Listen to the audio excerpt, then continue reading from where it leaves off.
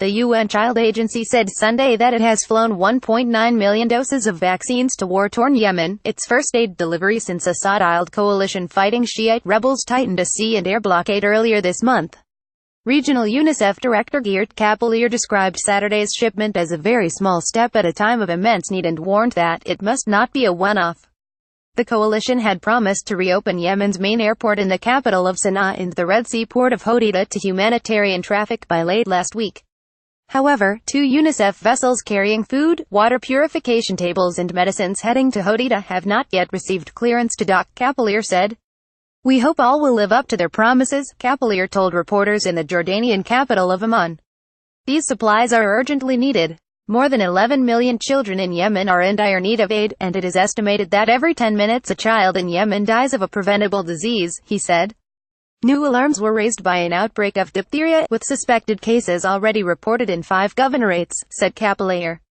Cholera and acute watery diarrhea spread rapidly in recent months, including among children, with close to 1 million suspected cases reported. "The war in Yemen is sadly a war on children," he said. "Yemen is facing the worst humanitarian crisis I have ever seen in my life.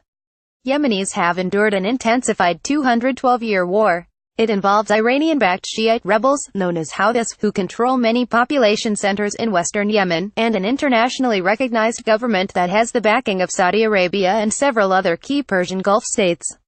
The Saudiled coalition tightened its Yemen blockade on November 6, in response to rebel missile fire toward the Saudi capital. Since then, the coalition has come under growing international pressure to ease the restrictions. Last week, it said it would reopen Sanaa Airport and the port of Hodeida to humanitarian aid shipments by the end of that week.